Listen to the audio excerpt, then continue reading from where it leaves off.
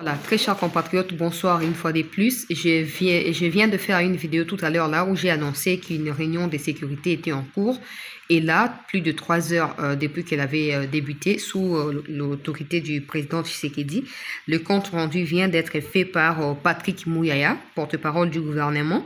Je vous les mets de suite, comme ça, ça vous permet d'avoir l'idée sur ce qui a été décidé par le président Tshisekedi par rapport à la question des Kanyabayonga. Et Patrick Mouyaya annonce en même temps que dans les heures qui vont suivre, le président va faire un discours par rapport à la date de demain.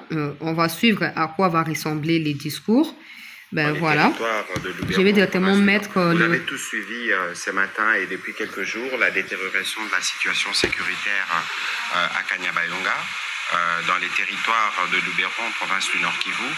Le président de la République a donc convoqué cette réunion du Conseil supérieur de la défense élargi pour faire le point général de la situation. Évidemment que nous avons parlé de la situation opérationnelle du pays de manière générale dans toutes les 3 zones de défense, mais il y a eu un accent particulier qui a été mis sur les événements de Kanyabayonga.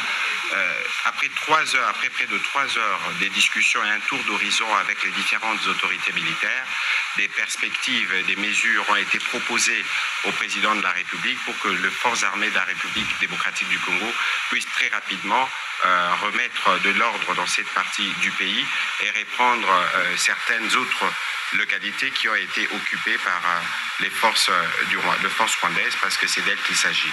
En même temps, le président de la République a tenu à rendre un vibrant hommage aux forces armées de la République démocratique du Congo qui défendent au prix de leur vie la patrie, et il a lancé un appel à toutes les populations de cette partie du pays, mais aussi à tous les Congolais. D'ailleurs, il y aura un message du 30 juin dans les heures qui suivent. Il aura l'occasion de revenir sur ce que nous tous, nous devons avoir comme attitude en ces moments pour nous assurer que partout où nous faisons d'abord preuve de solidarité pour toutes les populations et les compatriotes qui sont touchés directement par ces événements, mais aussi la nécessité pour nous de veiller à la préservation de la patrie.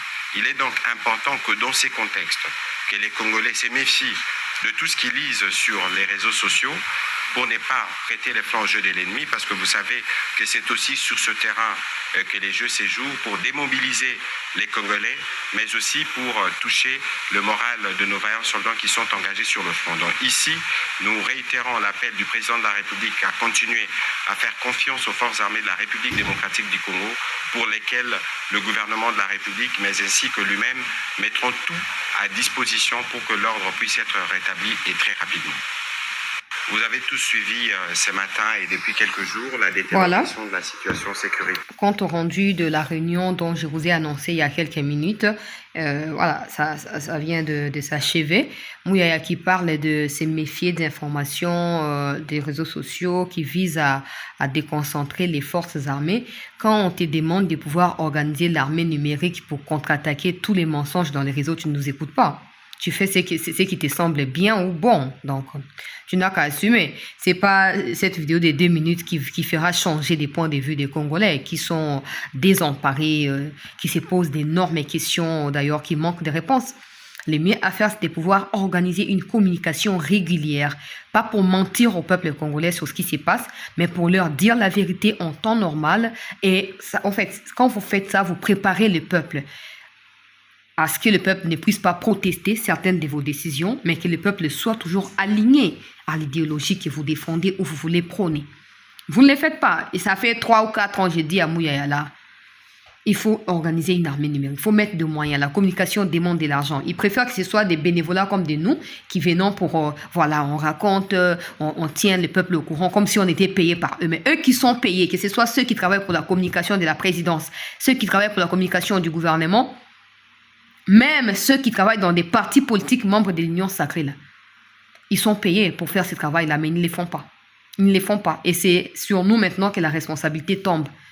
Heureusement qu'on a compris. Heureusement qu'on a compris. Il faut organiser. Il faut organiser une communication étroite avec ceux qui sont au front, avec le peuple. Il faut que le peuple soit aligné. Tant que le peuple ne sera pas aligné, le peuple acceptera n'importe quelle information et manipulation. Depuis hier, quand Nyabanyonga est tombé, vous avez jugé bon de venir parler aujourd'hui. Ça aussi, c'est le peuple, c'est pas le peuple. Hein. Ça, c'est pas le peuple. Ça, c'est vous-même qui avez décidé de la sorte. Donc, vous avez certainement laissé la voie à des rumeurs. Nous vous encourageons. On attend la communication du président, à quoi est-ce que cela va ressembler. On va d'ailleurs diffuser cela en direct ici. Restez en attente, chers compatriotes. En tout cas, voilà, ça s'accumule, mais c'est bien comme ça. On est informé en temps réel, tout ça, et on s'apprête à toute éventualité. Merci d'avoir suivi ces comptes rendus. On se retrouve dans quelques minutes pour le communiqué du président.